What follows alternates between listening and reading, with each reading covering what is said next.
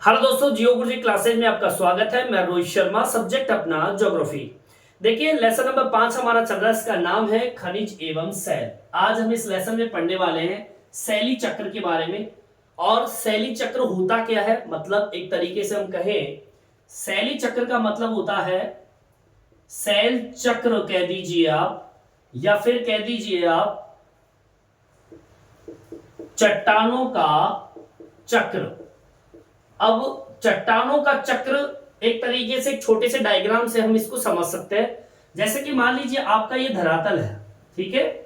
इस धरातल के ऊपर या फिर धरातल के जो नीचे का जो पार्ट होता है, जो जमीनी भाग है नीचे का, यहां से जब लावा बाहर की ओर निकलता है, ठीक है, आपका लावा इस तरीके से जब नीचे से धरातल से ऊपर आता है और लावा बाहर की ओर निकलता है, ये जो लावा होता है जब आपके धरातल के ऊपर आता है, ठीक है, ये आपका ज्वालामुखी है।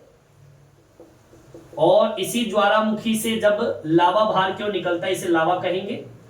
ये लावा जब आपके धरातल पे आता है तो धरातल का जो भारी जो इन्वायरमेंट होता है, पर्यावरण होता है, वो एक तरीके से ठंडा इन्वायरमेंट होता है। तो जैसे ही लावा आता है और तो ये लावा जो है ठंडा होकर और एक चट्टान में परिवर्तित हो जाती है। मतलब लावा ठंडा हुआ और ठंडा होके बन गई चट्टान। इस चट्टान को हम बोलते हैं आग्नेय चट्टान, ठीक है। आग्नेय चट्टान के नाम से जानते हैं इसको, आग्नेय सैल आप कह दीजिए। अब होता क्या, आगे सुनिए।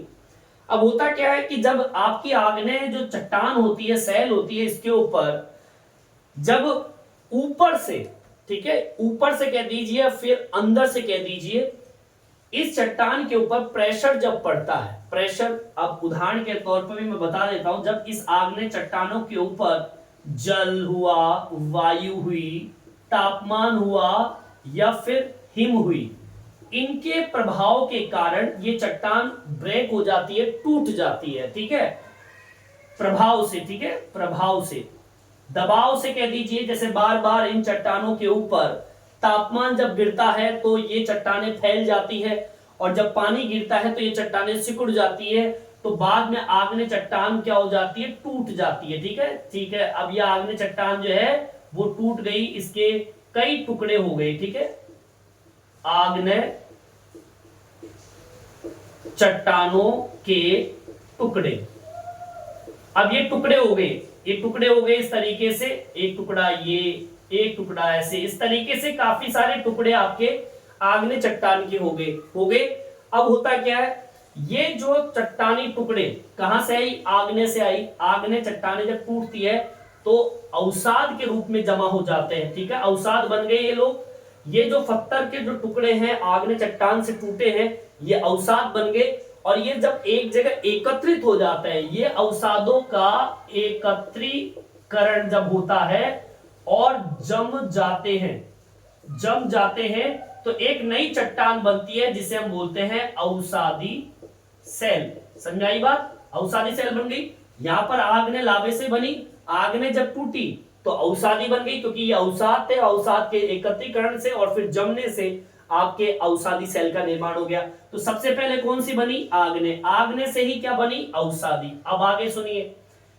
अब यहां पर अवसादी सेल जो है ये भी अवसादी सेल का निर्माण करती है। मतलब कहीं ना कहीं अगर अवसादी सेल के भी टुकड़े होते हैं, मान लीजिए इसके ऊपर इन्हीं का प्रेशर वापस डल रहा है, और अवसादी सेल के भी अगर मान लीजिए टुकड़े हो गए, ठीक है, और फिर ये जम गई, तो अवसादी सेल से भी क्या बनेंगे, अवसादी सेलों का निर्माण होता है। आगे बात समझ।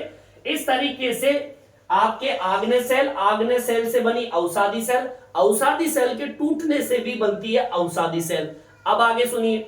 अब देखिए, कई बार क्या होता है कि चट्टानों के ऊपर भी प्रेशर पड़ता है। अब जैसे कि मान लीजिए आप आग्नेय सेल, मान लीजिए आग्नेय सेल है या फिर अवसादी सेल है, इस अवसादी सेल के ऊपर जब तापमान गिरता है, या फिर हम कहें कि तापमान, या फिर हम कहें क्या बोलते हैं उसको, अगर मान लीजिए दबाव पड़ता है, ठीक है, दबाव पड़ रहा है, ठीक है, मतलब आग्नेय सेल और अवसादी सेल के ऊपर जब तापमान गिरता है, दबाव पड़ता है, या फिर हम कहें आयतन में फैलाव होता है, ठीक है, तो पुनः क्रिस्टलीकरण होता है, मतलब तापमान की वजह से दबाव पड़ने से आयतन में फैलाव होता है और ये आग्नेय सेल और अवसादी सेल पिघलने लगती है। ठीक है, आग्नेय व अवसादी पिघलती है। ठीक है, अब पिघल गई फिर से, और इसका पुनः क्रिस्टलीकरण होता है। पुनः क्रिस्टलीकरण का मतलब होता है पिघल कर फिर से जमना। ठीक है, ये आग्नेय अवसादी ताप, दबाव व आयतन के फैलाव की वजह से ये पिघलती है व पुनः क्रिस्टलीकरण होता है, मतलब फिर से ये जम जाती है। तो फिर क्या होता है, इसी से इस आग्नेय अवसादी सेल पर जब ताप, दाब और आयतन में फैलाव होता है तो एक नई चट्टान बनती है जिसे हम बोलते हैं कायांतरित चट्टान। बोलिए आगे भाषण में, कायांतरित चट्टान। अब दोबारा चलते हैं, दोबारा से देख, यहां से लावा निकलता है, लावा निकल के यहां पर आके जम जाता है, आग्नेय चट्टान बन जाती है। आग्नेय चट्टानों के ऊपर जल, वायु, तापमान, हिम के प्रभाव से ये चट्टान ब्रेक हो जाती है, टूट जाती है। तो आ जाइए यहाँ पर, ये टूटे हुए अवशेष है, अवसाद है, एक जगह एकत्रित हो जाते हैं और ये जमने से एक चट्टान बन जाती है, इसको बोलते हैं अवसादी सेल। अवसादी सेल भी जब इनके ऊपर जल, वायु, तापमान का प्रभाव पड़ता है तो ये भी ब्रेक हो जाती है, टूट जाती है और फिर जमने से फिर से अवसादी सेल का निर्माण हो जाता है। ठीक है, अब यहाँ पे दो चट्टानें बन चुकी है, आग्नेय और अवसादी। अब आ जाइए नीचे, आग्नेय और अवसादी सेल देखिए दोनों है। यहां पर जब इस दोनों सेलों के ऊपर आग्नेय सेल भी बनी हुई है, अवसादी सेल बनी हुई है, अगर ये दोनों सेल एक जगह एकत्रित है या फिर कहीं आग्नेय सेल है या अवसादी सेल है, दोनों में से एक है, अगर इन सेलों के ऊपर तापमान भी गिर रहा है, दबाव भी है और दबाव से आयतन में फैलाव भी हो रहा है, तो होता क्या है, ये आग्नेय अवसादी सेल तापमान की वजह से पिघलना शुरू कर देती है और इसका पुनः क्रिस्टलीकरण हो जाता है। मतलब एक बार सेल जो बनी हुई थी वो पिघल कर लिक्विड फॉर्म में बनकर और पुनः क्रिस्टलीकरण होकर फिर से सूख जाती है और एक नई चट्टान बनती है, उसको बोलते हैं हम कायांतरित सेल।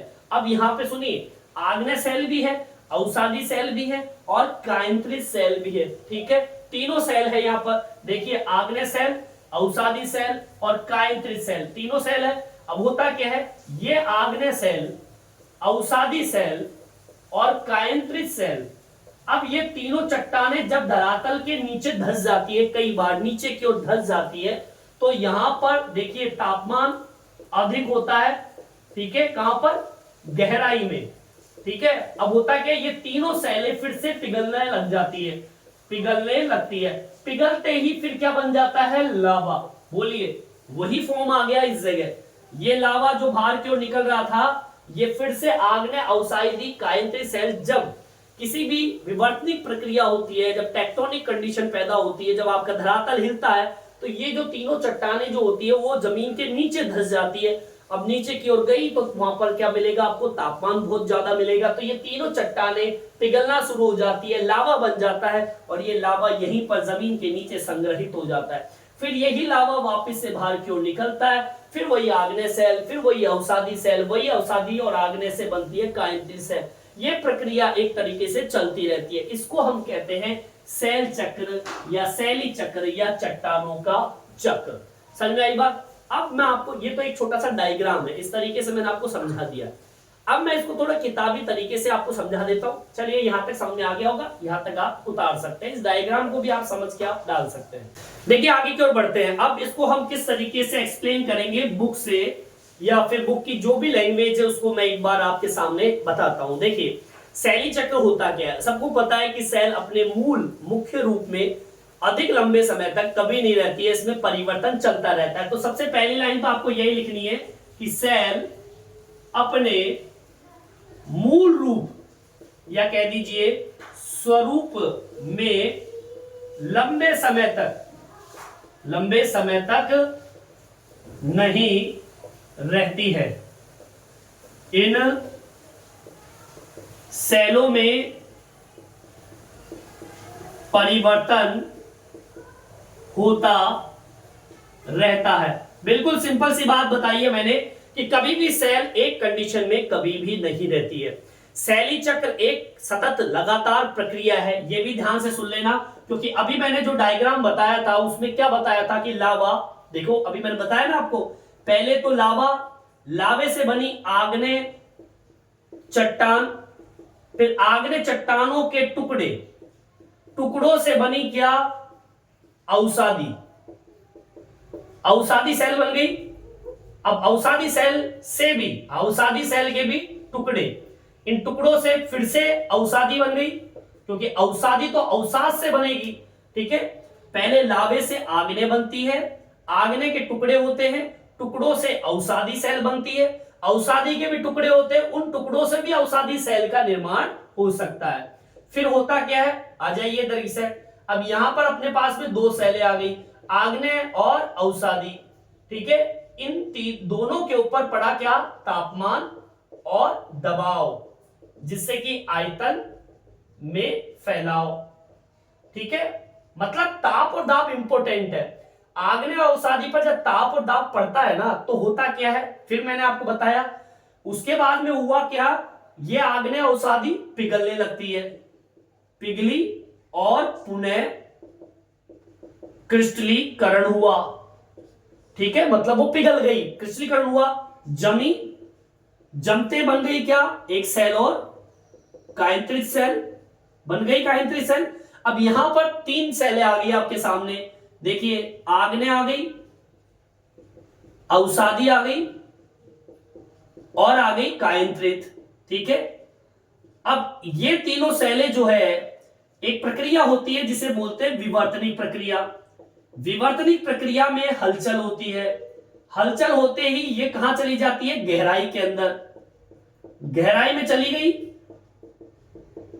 वहीं पर ये जो तीनों सेल है वो किस में बदल जाती है, लावे में, और यही लावा आपके सामने यहां पर आ जाता है। देखिए, लावा, लावे से आग्नेय, आग्नेय से अवसादी, अवसादी से फिर से अवसादी, अवसादी और आग्नेय जब पिघली, पुनः क्रिस्टलीकरण हुआ, दबाव दाब पड़ा, तो एक नई चट्टान बनी, कायंत्रित। कायंत्रित चट्टान, अब तीनों चट्टानें हमारे पास में, आग्नेय, अवसादी और कायंत्रित, इन तीनों चट्टानों के अंदर जब विवर्तनिक प्रक्रिया होती है, हलचल होती है, तो ये गहराई में चली जाती है। वहां पर ये लावे में, क्योंकि टेम्परेचर बहुत ज्यादा है, इस टेम्परेचर से लावा बन गया और वही लावा आपके सामने यहां पर है। फिर ये प्रक्रिया चलती रहती है, ये प्रक्रिया इस तरीके से घूमती हुई, ऐसे करती हुई, इस तरीके से ये वापस से, फिर ये वापस यहां पे आ जाती है।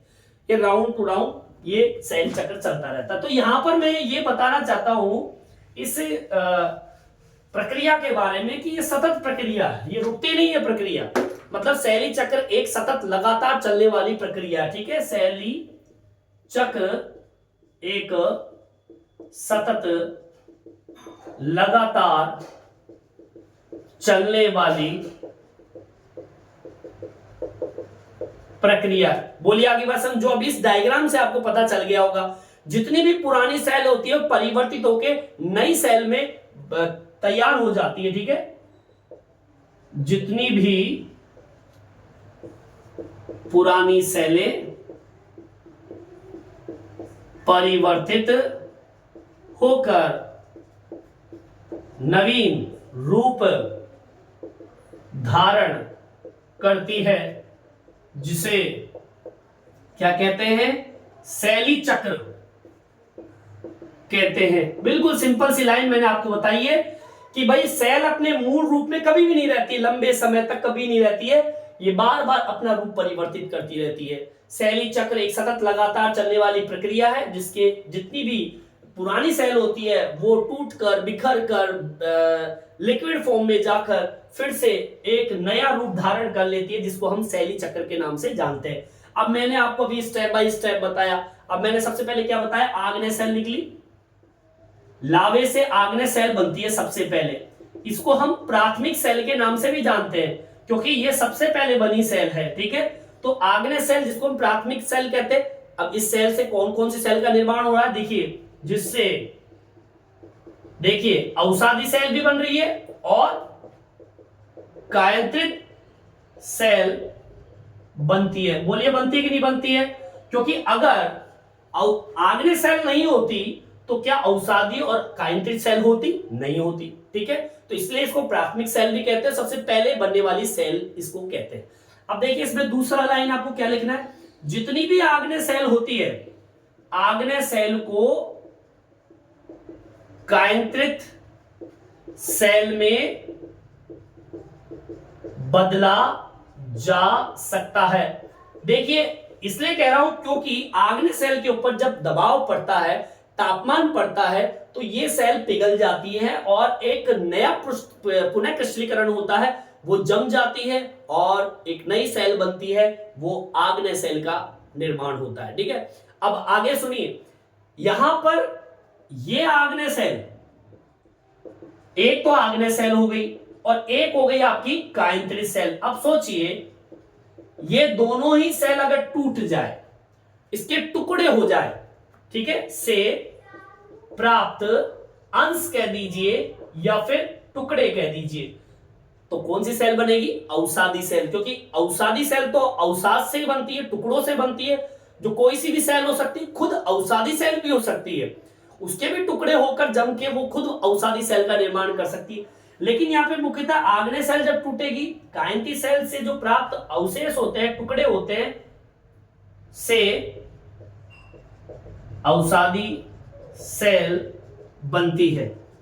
बोलिए आगे बात समझे। देखो चक्र पे चक्र बने जा रहे हैं, एक के बाद एक। अब आगे सुनिए, अगर अवसादी सेल के भी टुकड़े होते हैं, जैसे मैंने अभी बताया आपको, ठीक है, अवसादी सेल के अपखंड जो होते हैं, या कह दीजिए टुकड़ों से, ठीक है, अगर अवसादी सेल के भी अगर टुकड़े होते हैं तो उन टुकड़ों से भी अवसादी सेल का निर्माण हो सकता है। अवसादी सेल के अपखंड या टुकड़ों से भी अवसादी सेलों का क्या होता है? निर्माण होता है। बोलिए आगे बात समझ में। कहने का मतलब यह है कि आग्नेय सेल से बनी अवसादी और कायंतिक सेल, आग्नेय सेल और कायंतिक सेल से सेल जो है, मतलब आग्नेय सेल किसमें बदल जा सकता है? कायंतिक सेल में। आग्नेय सेल और कायंतिक सेल से जो टुकड़े होते हैं उससे अवसादी सेल बन सकते हैं, अवसादी सेल के टुकड़े होते हैं उससे अवसादी सेल का भी निर्माण हो सकता है। बोलिए आगे बात समझ। अब आग्नेय, अवसादी और कायंतिक एक दूसरे के बनने के स्रोत हम बना सकते हैं, मतलब आग्नेय, अवसादी और कायंतिक एक दूसरे के बनने के स्रोत है, ठीक है, मतलब ये तीनों ही एक दूसरे का निर्माण करते हैं। बोलिए आगे बात समझ। मतलब ये है कि आग्नेय सेल से अवसादी व कायंतिक सेलों का निर्माण हो सकता है और ये आपस में एक दूसरे से मिलते जुलते हैं। यहां लिख दीजिए, देखिए इस लाइन को, आग्नेय, अवसादी व कायंत्रित सेलें एक दूसरे के बनने के स्रोत है। मतलब ये कि आग्नेय, अवसादी, कायंत्रित ये आपस में एक दूसरे का क्या करते हैं? निर्माण करते हैं। बोलिए आगे बात समझ में। अब आगे सुनिए, थोड़ा सा और टॉपिक बच रहा है, ये एक चक्र हो गया। अब बाकी डायग्राम में आपको समझ में आ गया होगा, चलिए यहां तक आप उतार लीजिए। अब देखिए आगे की ओर बढ़ते हैं। अब मैं पुनः इन तीनों सेलों को कहां ले जाता हूं? लावे के अंदर। मतलब ये क्योंकि आग्नेय सेल से ही सारी सेलों का निर्माण हुआ है और आग्नेय सेल किससे बनी है? मैग्मा, मतलब लावे से बनी है, ठीक है। अब देखिए आपके पास, देखिए यहां पर जैसे कि आग्नेय सेल है, ठीक है, ये आपकी कौन सी सेल है? अवसादी सेल है। ये आपकी कौन सी सेल है? कायंत्रित सेल है। अब यहां पर एक परिभाषा बनती है अपनी, क्या बनती है? सुनिए वो, देखिए, आग्नेय, अवसादी व कायंत्रित सेलों में हलचल जब होती है, या हलचल शब्द जो यहां पर है एक टेक्टोनिक कंडीशन को, या फिर हम कहें विवर्तनिक प्रक्रिया, विवर्तनिकी प्रक्रिया, ठीक है, हलचल बोल दीजिए। हलचल से ये सेल जमीन के नीचे गहराई में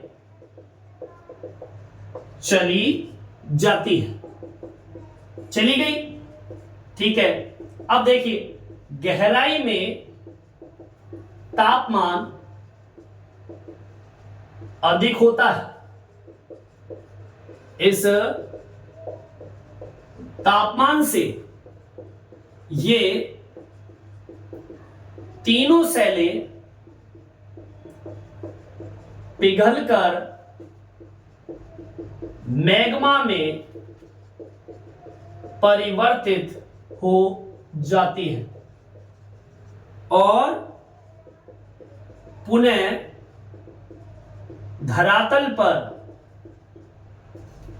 लावे के रूप में आकर आग्नेय सेलों का निर्माण करती है। बोलिए आगे बात समझ में। मतलब ये तीनों सेल जो है जमीन के नीचे की ओर जब धसेगी तो यहां पर मिलेगा तापमान, और इस तापमान के कारण ये सेलें काई में बदल जाएगी लावे में, मैग्मा जिसे हम बोलते हैं, सॉरी मैग्मा जो कि धरातल के नीचे होता है, यही मैग्मा जब ऊपर आता है तो उसे लावा कहते हैं। बाकी दोनों में कोई अंतर नहीं होता, लावा मैग्मा एक ही होता है। मैग्मा धरातल के नीचे होता है, यही मैग्मा जब ऊपर आता है तो इसे हम लावा कहते हैं। मतलब ये तीनों सेलें जब जमीन के नीचे धस जाती है हलचल की वजह से, विवर्तनिक प्रक्रिया की वजह से, तो नीचे जाते देखते हैं कि नीचे तापमान बहुत ज्यादा होता है। उस तापमान की वजह से ये तीनों सेलें फिर से पिघल जाती है और पिघल कर फिर से ये लावे मतलब मैग्मा के रूप में चली जाती है। यही मैग्मा जब धरातल पे लावे के रूप में आती है तो पुनः आग्नेय सेल का निर्माण होता है। वही फिर आग्नेय सेल अवसादी और कायांतरित रूप में चेंज हो जाती है। मतलब एक तरीके से ये चक्र चलता रहता है। अब आपको एक और बात बता दूं कि इन सभी प्रक्रिया के अंदर, इन सभी प्रक्रिया में एक तो अपक्षय, अपक्षय का मतलब होता है टूटना, समझ में आई बात। एक अपक्षय, एक अपर्दन मतलब जमना, और एक निक्षेपण। निक्षेपण का मतलब होता है, सॉरी अपर्दन का मतलब होता है बहना, ठीक है, और एक निक्षेपण का मतलब होता है जमना। टूटना, बहना, जमना, ये तीनों प्रक्रिया इस प्रक्रिया को संचालित करती है। साथ में ताप, दाब और आयतन, ये तीनों चारों प्रक्रिया जो है, ये सारी प्रक्रियाएं जो होती है ये इस शैली चक्र को आगे की ओर बढ़ाती है। भाई जब तक चट्टान टूटे, आग्नेय सेल अगर टूटेगी नहीं तो अवसादी कैसे बनेगी? कोई चीज बहेगी नहीं तो जमेगी कैसे? ताप गिरेगा नहीं तो कायांतरित पिघलेगी कैसे? ठीक है, तो ये सारी प्रक्रिया जो होती है वो एक शैली चक्र कहलाती है। इस वीडियो में इतना ही। ये वीडियो आपको कैसा लगा कमेंट्स करके जरूर बताएं। मेरे चैनल को सब्सक्राइब जरूर से जरूर करें जिससे नए नए वीडियो आप तक पहुंचा सकूं। धन्यवाद।